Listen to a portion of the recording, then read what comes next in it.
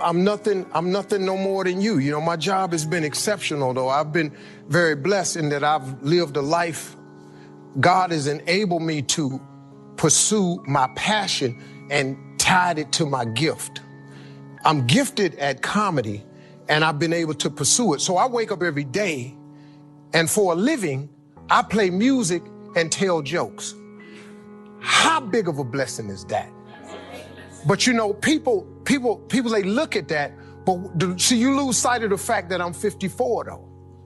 And you don't know the fact that I've been doing this 27 years in order to get to the point where I can wake up and play music and tell jokes for a living. It's like my guest, Tim Gannon, who explained the fact that he wanted to play polo. He didn't buy a pony till he was 40. He saw the first race at 16, the first match at 16. He didn't get that till he was 40. But so people look at him as the owner of the Outback Steakhouse and they go, wow, but they have no idea the journey and the stress.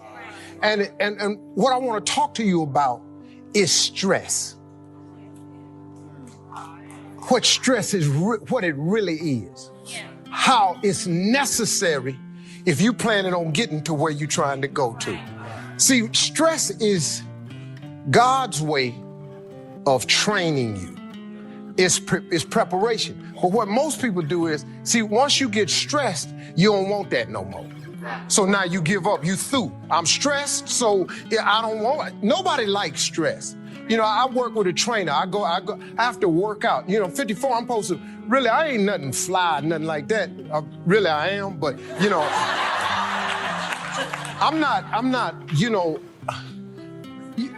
you've been to your reunion. And you didn't know who was talking to you because you was going, whoa. And then you're going to look in the mirror and go, okay, I need to check myself. Do I look that bad? Because some people just let themselves go. But you got to, in order to develop and to change and to grow, stress is necessary. So you got to be willing to go get it every day. There's a story my father told me all the time. Now, I've heard it several different ways, but I'm just telling you the way my daddy gave it to me. He said, son, he said, every morning on the plains of the eastern Serengeti Desert, there arises a gazelle that realizes that he must run faster than the fastest lion, or he will be eaten and he will die that day.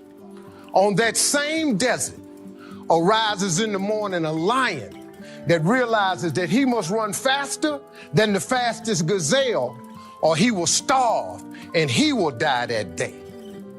He say, son, the moral of the story is, no matter who you is, when you wake up in the morning, you needs to be running.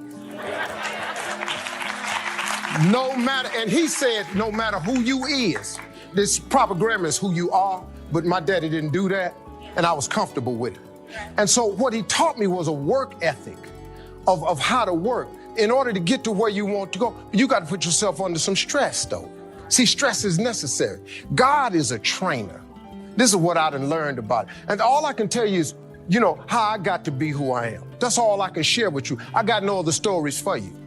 He got me to this point because from so far from what I done gathered in the process I'm in, he wants me to share my story with those that's still trying to get there.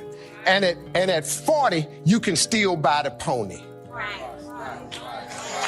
And by age 50, you can still have 5 world championships. But you got to be willing to get under some stress. See, stress is necessary. It's like, I can't believe what Bishop was talking about because I had prepared this whole thing. And it's just amazing how he is, man. God be doing. See, that's what I've learned. God cold.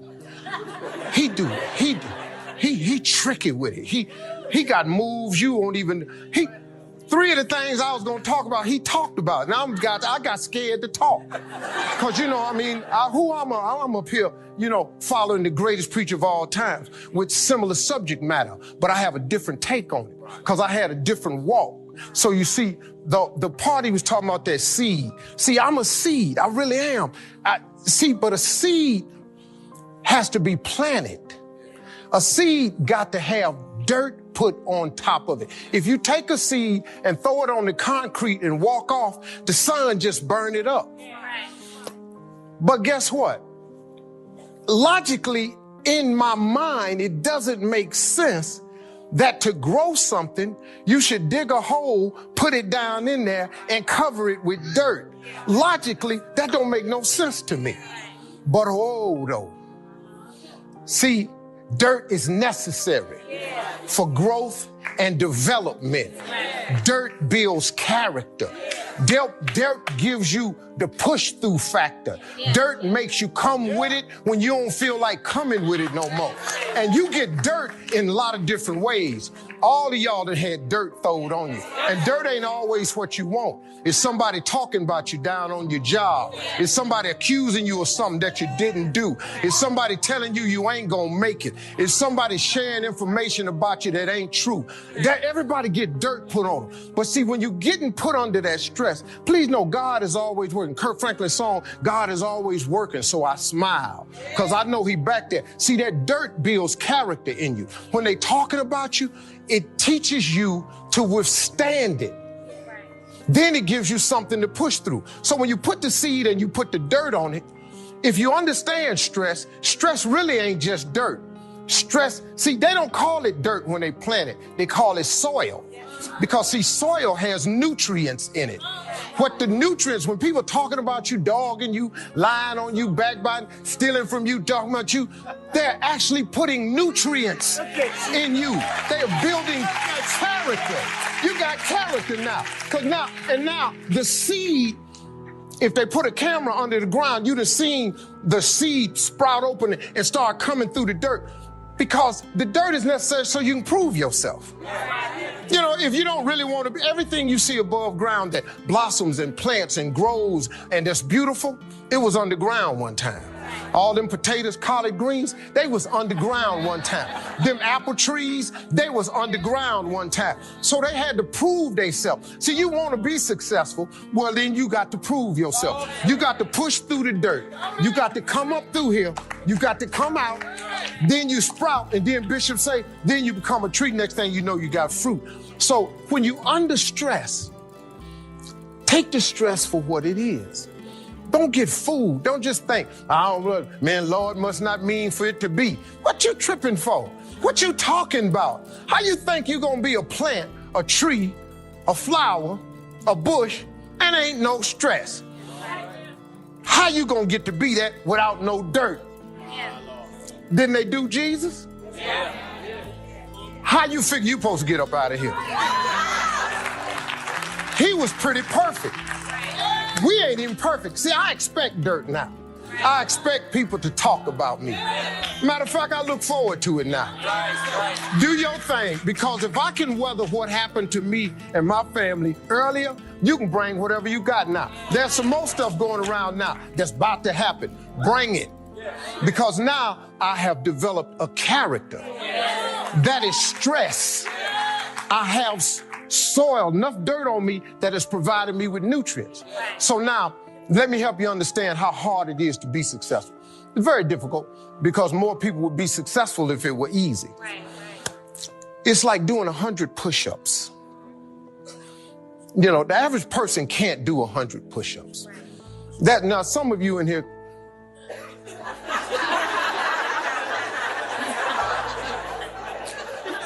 you can't do 100 push-ups. I just looked and went, come on, Steve. But because of the fact that it's difficult, you're not going to try? You say you have a relationship with the greatest of all time. Took 5,000 people, had 2 fish and 5 loaves of bread, fed all of them. You don't want to try the 100 push-ups. They take rocket ships, take them to the moon, orbit, bring them back, land it in the same place it took off from. You don't want to try the 100 push-ups?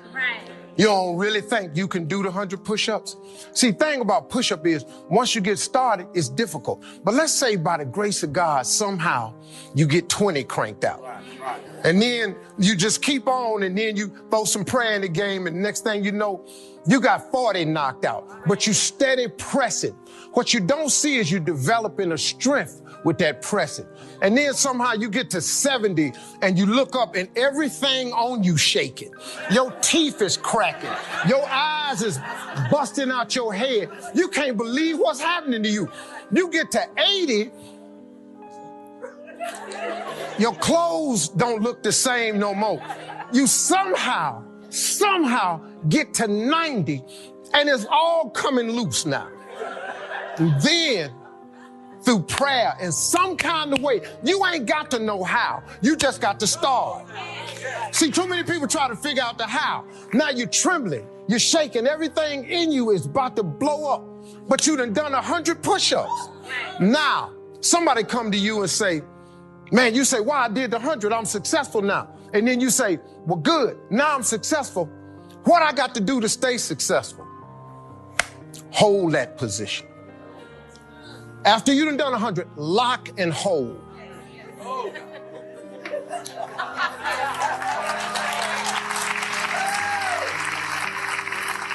That's how hard it is to be successful. But in that mere description right there, most people go, I ain't finna try that. What got me to this position is I went ahead on and tried it. I didn't even have the ability. And I still have struggled. But guess what? I'm holding. But I ain't holding by myself. See, you keep going to church and you keep memorizing these scriptures, but you got to put them to application. If he all that in a bag of chips, if he can do anything but fail, why you keep bringing up the failure? It doesn't make any sense. You can have a life. Ain't this a Bible verse say something about if you have a life, come to Christ, you have life and have it more abundantly. Something like that, right? I don't try to do that because... But what I've learned how to do, though, is what I don't do is I don't put myself in Bible verses that ain't got nothing to do with me. You know what I'm saying? Some of y'all always want to plug yourself into all the scriptures. Some of them scriptures is for people that don't do certain things, then this is the result. You ain't got to plug yourself in there. Like it's a scripture that says something about the poor. The poor will always be with you. It don't say the poor will always be with you, Steve.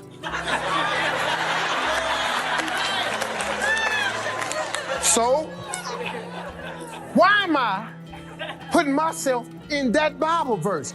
He just talking about if you don't believe in your heart and don't doubt. He talking about if you have faith without works is dead. He talking about if you do that.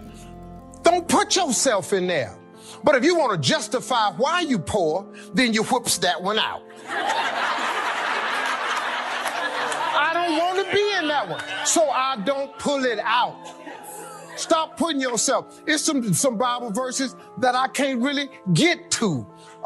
Where the one about the forgiving people. Where is that? It says, then Peter came to him and asked, how many times must I forgive my brother who sins against me? As many as 7 times? Jesus said to him, not 7 times, but 70 times 7. I ain't in there.